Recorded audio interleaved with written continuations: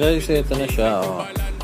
So, nilagay ko yung mga channel na yan. Ito mga channel na to is channel yan ng mga kadalasan na merong default na 1 to 16 na walkie-talkie.